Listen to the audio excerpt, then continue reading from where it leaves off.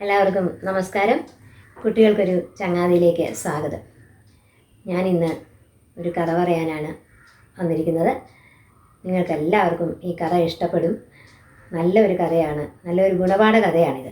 നിങ്ങൾ ഇഷ്ടപ്പെട്ടാൽ ഒന്ന് ലൈക്ക് ചെയ്യണം, ഷെയർ ചെയ്യണം. ആദ്യമായിട്ട് കാണുന്നവരൊന്ന് സബ്സ്ക്രൈബ് ചെയ്യുകയും വേണം. അതുപോലെ നിങ്ങളുടെ വിലയേറിയ അഭിപ്രായങ്ങളും അറിയിക്കണം. ഒരു ചൈനീസ് കർഷകൻ്റെ കഥയാണ്. അദ്ദേഹത്തിന് ഒരു കുതിരയുണ്ടായിരുന്നു. എന്നാൽ ആ കുതിര എവിടേക്കോ ഓടിപ്പോയി. നല്ല അതിസാമർഥ്യമുള്ള ഒരു കുതിരയായിരുന്നു. വളരെ ഇഷ്ടവുമായിരുന്നു. അതിനെ വളരെ ശ്രദ്ധയോടെ, വളരെ സ്നേഹത്തോടെയാണ് അദ്ദേഹം പരിചരിച്ചിരുന്നത്. ആ കുതിര ഓടിപ്പോയപ്പോൾ അടുത്ത് താമസിക്കുന്നവരൊക്കെ അദ്ദേഹത്തെ കാണാൻ വന്നു. എന്നിട്ട് അദ്ദേഹത്തോട് പറഞ്ഞു, എന്തായാലും വലിയ കഷ്ടമായിപ്പോയല്ലേ ആ കുതിര ഓടിപ്പോയത്. അങ്ങ് എത്ര ശ്രദ്ധയോടെ വളർത്തിയിരുന്ന, എത്ര സ്നേഹത്തോടെ വളർത്തിയിരുന്ന. ഞങ്ങൾക്കും അങ്ങയുടെ ഈ ദുഃഖത്തിൽ വിഷമമുണ്ട്, ഞങ്ങളും ഇത് സങ്കടപ്പെടുന്നു എന്നൊക്കെ അയൽവക്കക്കാർ പറഞ്ഞു.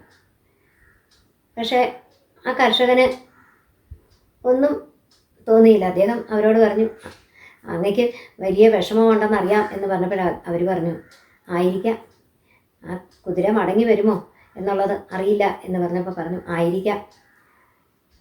അവർ മടങ്ങിപ്പോയി. ഈ കർഷകന് ഇത്രയൊക്കെ നമ്മൾ പറഞ്ഞിട്ടും അയാൾക്ക് ഒരു ഇതുമില്ലല്ലോ. അയാൾ ആയിരിക്കാം എന്നും പറഞ്ഞുകൊണ്ടിരിക്കുക. അവരെല്ലാവരും മടങ്ങിപ്പോയി. 2 ദിവസം കഴിഞ്ഞപ്പോൾ ആ കുതിര മടങ്ങി വന്നു. അതറിഞ്ഞുകൊണ്ട് വീണ്ടും അടുത്തുള്ള 3-4 പേര് വന്നു. ഏതായാലും ആ കുതിര മടങ്ങി വന്നു. അത് മാത്രമോ, അങ്ങേക്ക് വളരെ സന്തോഷിക്കാം, ഭാഗ്യമുണ്ടല്ലേ. 6 കുതിരകളെയും കൊണ്ടാണ് അത് മടങ്ങി വന്നിരിക്കുന്നത്. എത്ര സന്തോഷമാണ് അങ്ങേക്കെന്ന് ഇപ്പോൾ അല്ലേ. ആ കുതിര ഒരു കുതിരയെ പോയെന്നോർത്ത് സങ്കടപ്പെട്ടെങ്കിലും ഇപ്പോൾ 6 കുതിരയെ തിരിച്ചു കിട്ടിയില്ലേ. അങ്ങയുടെ ഒരു ഭാഗ്യം എന്ന് പറഞ്ഞപ്പോൾ അദ്ദേഹം ഒന്നും പറഞ്ഞില്ല. ആയിരിക്കാം എന്നുള്ളൊരു മറുപടി പറഞ്ഞു. കൂടുതൽ അതിനെക്കുറിച്ചൊന്നും വിശദീകരിച്ചില്ല. അവരൊക്കെ എന്തൊക്കെയോ ഒരുപാട് പറയുന്നുണ്ടായിരുന്നു. ഓരോരുത്തരും ഓരോരോ കാര്യങ്ങൾ പറയുന്നുണ്ടായിരുന്നു. ഒരു കുതിര പോയെന്നോർത്ത് വിഷമിച്ചിരുന്നപ്പോൾ അതേ എത്ര കുതിരയും കൊണ്ടാണ് വന്നിരിക്കുന്നത് എന്നൊക്കെ പറഞ്ഞപ്പോഴും അദ്ദേഹം കൂടുതലൊന്നും പറഞ്ഞില്ല. ആയിരിക്കാം എന്ന് മാത്രമേ മറുപടി പറഞ്ഞുള്ളൂ. തിരിച്ചു പോകുന്ന വഴി അവർ പറഞ്ഞു, ഇതെന്തൊരു മനുഷ്യനാണ്, ഇത്രയൊക്കെ നമ്മൾ പറഞ്ഞു, അങ്ങേരുടെ സങ്കടത്തിൽ ചെന്ന് അങ്ങേരെ ആശ്വസിപ്പിച്ചു, എന്നിട്ടും അങ്ങേരെ ഒരു വാക്ക് നമ്മളോട് പറയണമല്ലോ. ആയിരിക്കാം എന്തോ പറയുന്നേ എന്നൊക്കെ ഓർത്ത്, എന്തെങ്കിലും ആകട്ടെ, നമ്മൾ നമ്മുടെ കടമ ചെയ്തു എന്ന് പറഞ്ഞ് അവർ മടങ്ങിപ്പോയി. ഈ കർഷകനാണെങ്കിൽ ആവശ്യമില്ലാതെ ആരോടും ഒന്നും സംസാരിക്കത്തില്ല. എല്ലാവരെയും കാണുമ്പം നമസ്കാരം എന്ന് പറഞ്ഞ് കൈകൂപ്പി ഒന്ന് തൊഴും. അത്യാവശ്യം എന്തെങ്കിലും ഉണ്ടെങ്കിൽ അവരോട് സംസാരിക്കും. അവരെന്തെങ്കിലും ചോദിച്ചാൽ പറയും, അത്രേ ഉള്ളൂ. മറ്റുള്ളവരൊക്കെ ഇങ്ങനെ എന്തെങ്കിലുമൊക്കെ പരദൂഷണം പറയുകയും ഒക്കെ ചെയ്യുന്നവരായിരുന്നു. അങ്ങനെ 2 ദിവസം കഴിഞ്ഞപ്പോഴാണ് അങ്ങനെ കുതിരകളെല്ലാം കൂടെ തിരിച്ചു വന്നത്. അത് കഴിഞ്ഞ് ഒരു ദിവസം ഈ കർഷകൻ്റെ മകന് കുതിരപ്പുറത്ത്, ഈ കാട്ടുകുതിരയെ അതിനെ ശരിക്കും മെരുക്കിയിട്ടൊന്നുമില്ലല്ലോ, അതിൻ്റെ പുറത്ത് കയറാനായിട്ട് ശ്രമിച്ചു. അവൻ ഉരുട്ട് പിടച്ച് താഴെ വീണു. അവൻ്റെ കാലൊടിഞ്ഞു. ഓപ്പറേഷനൊക്കെ ചെയ്ത് കിടക്കുക. അപ്പോൾ വീണ്ടും അയൽവക്കക്കാർ ക്ഷേമം അന്വേഷിച്ച് ചെല്ലണ്ടേ. എന്തായാലും നമ്മുടെ അയൽവാസി ആയില്ലേ, എന്താണോ എന്തോ അയാളുടെ ഭാവം. ഇനി അവർ വന്നു. എന്തായാലും വലിയ കഷ്ടമായിപ്പോയി അല്ലേ. അവൻ ആ കുതിരപ്പുറത്ത് കയറി, പരിശീലിക്കാത്ത കുതിരയുടെ പുറത്ത് കയറി വീണു. വലിയ ദൗർഭാഗ്യകരമായി പോയി. എന്തായാലും ഞങ്ങൾക്കും വലിയ ദുഃഖമുണ്ടതിൽ. എന്ത് ചെയ്യാം, എല്ലാം ഭേദമാകട്ടെ എന്ന് പ്രാർത്ഥിക്കാം എന്ന് കർഷകനോട് പറഞ്ഞപ്പോൾ കർഷകൻ അപ്പോഴും പറഞ്ഞു, ആയിരിക്കാം. അപ്പോഴും അയാളുടെ മറുപടി അതായിരുന്നു. അങ്ങനെ തിരിച്ച് വീണ്ടും ഇവർ ഇങ്ങനെക്കുറിച്ച് പരദൂഷണം പറഞ്ഞുകൊണ്ട് പോവുകയാണ്. ഈ മനുഷ്യനെ സമ്മതിച്ചിരിക്കുന്നു.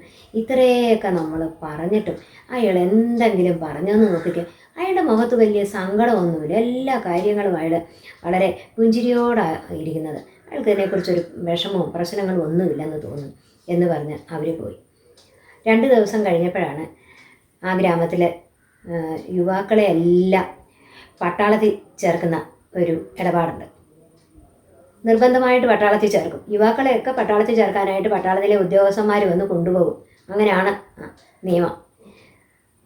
അപ്പോൾ വീണ്ടും എല്ലാവരെയും കൊണ്ടുപോയി. അപ്പോൾ വീണ്ടും ഇവർ ഈ കർഷകൻ്റെ അടുക്ക വന്നു.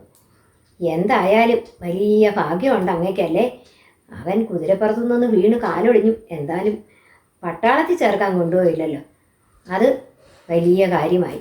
ബാക്കി എല്ലാവരെയും കൊണ്ടുപോയി, ഞങ്ങളുടെയൊക്കെ മക്കളെ കൊണ്ടുപോയി നിർബന്ധമായിട്ട്. ഏതായാലും അങ്ങ് ഭാഗ്യവാനാണ്. അങ്ങയുടെ മകനെ കാലൊടിഞ്ഞ് കിടന്നെങ്കിലും പട്ടാളത്തിൽ ചേർക്കാൻ കൊണ്ടുപോയില്ലല്ലോ. അപ്പോഴും അദ്ദേഹം പഴയ പല്ലവി തന്നെ പറഞ്ഞു, ആയിരിക്കാം എന്ന്. ഇത് കേട്ട് അവർക്കൊക്കെ ദേഷ്യം വന്നു. ഈ മനുഷ്യൻ ഇങ്ങനെ പറയുന്ന കേട്ട് എന്തെങ്കിലും ഒന്നും മിണ്ടിയില്ല. എല്ലാവരും അദ്ദേഹത്തെ കുറിച്ച് ഓരോന്ന് പറഞ്ഞുകൊണ്ട് വീണ്ടും അവരെല്ലാം മടങ്ങിപ്പോയി. അപ്പം ഈ കഥയുടെ ഗുണപാഠം എന്ന് പറയുന്നത്, നമുക്ക് പല പ്രശ്നങ്ങളും നേരിടാം, പല പ്രതിസന്ധികളും ഉണ്ടാവും. അപ്പോഴൊക്കെ നമ്മൾ അതിനെ നെഗറ്റീവായിട്ട് എടുത്താൽ നമുക്ക് സങ്കടപ്പെടാനേ നേരം കാണും. അതുകൊണ്ട് എല്ലാ കാര്യങ്ങളെയും പോസിറ്റീവായി എടുത്തുകൊണ്ട് തന്നെ നമ്മളതിനെ ആ പ്രതിസന്ധി തരണം ചെയ്യാൻ നോക്കണം. അല്ലാതെ നമ്മളത് നെഗറ്റീവായിട്ട് എടുത്ത് നമ്മൾ അയ്യോ ഇങ്ങനെ സംഭവിച്ചല്ലോ ഇനി എന്ത് ചെയ്യും, ഞാൻ ആകെ തകർന്നല്ലോ എന്നും പറഞ്ഞിരിക്കുകയല്ല വേണ്ടത്. എല്ലാത്തിനെയും പോസിറ്റീവായിട്ട് എടുത്തുകൊണ്ട് ആ പ്രതിബന്ധങ്ങളെ തരണം ചെയ്യാൻ ശ്രമിക്കണമെന്നാണ് ഈ കർഷകൻ്റെ കഥയിൽ നിന്ന് നമുക്ക് മനസ്സിലാക്കാൻ കഴിയുന്ന ഒരു ഗുണപാഠം. നമ്മുടെ ജീവിതത്തിൽ സംഭവിക്കുന്ന ഒരുപാട് പ്രശ്നങ്ങളുണ്ട്, ഒരുപാട് പ്രതിസന്ധികളുണ്ട്. അതിനെയൊക്കെ നമ്മൾ മറികടക്കാൻ ശ്രമിക്കണം. അതിനെയൊക്കെ നെഗറ്റീവായിട്ട് എടുത്തു കഴിഞ്ഞാൽ നമുക്കതിനെ മറികടക്കാൻ സാധിക്കത്തില്ല, ദുഃഖിച്ചുകൊണ്ടിരിക്കാനേ ഒക്കത്തുള്ളൂ. വന്നത് വന്നു, ഇനി അതിന് അടുത്ത വഴി എന്താ കണ്ടെത്തേണ്ടതെന്നുള്ള ചിന്തയായിരിക്കണം നമുക്കുണ്ട്. അല്ലെങ്കിൽ നമ്മൾ ആകെ തകർന്നു പോകും, നമുക്കൊന്നും ചെയ്യാൻ സാധിക്കത്തില്ല. നെഗറ്റീവായിട്ട് നമ്മൾ ചിന്തിച്ചുകൊണ്ടിരുന്നാൽ ആ നെഗറ്റീവായിട്ട് ചിന്തയിൽ തന്നെ ഇരിക്കത്തേ ഉള്ളൂ, ദുഃഖിച്ചുകൊണ്ടിരിക്കത്തേ ഉള്ളൂ. അതിൽ നിന്നൊരു കരകയറാനായിട്ട് നമ്മൾ ശ്രമമാണ് നടത്തേണ്ടതെന്നാണ് പറയുന്നത്. നിങ്ങൾക്ക് എല്ലാവർക്കും ഈ കഥ ഇഷ്ടപ്പെട്ട് കാണുമെന്ന് ഞാൻ വിചാരിക്കുന്നു. നിങ്ങൾ ഇഷ്ടപ്പെട്ടെങ്കിൽ ഒന്ന് ലൈക്ക് ചെയ്യാൻ മറക്കരുതേ, നിങ്ങൾ ഷെയർ ചെയ്യാനും മറക്കരുത്. ആദ്യമായിട്ട് കാണുന്നവരെ ഒന്ന് സബ്സ്ക്രൈബ് ചെയ്യണം. നിങ്ങളുടെ എല്ലാം സപ്പോർട്ട് ഉണ്ടാവണം. വീണ്ടും ഒരു കഥയുമായി വരുന്നതാണ്. എല്ലാവർക്കും നമസ്കാരം.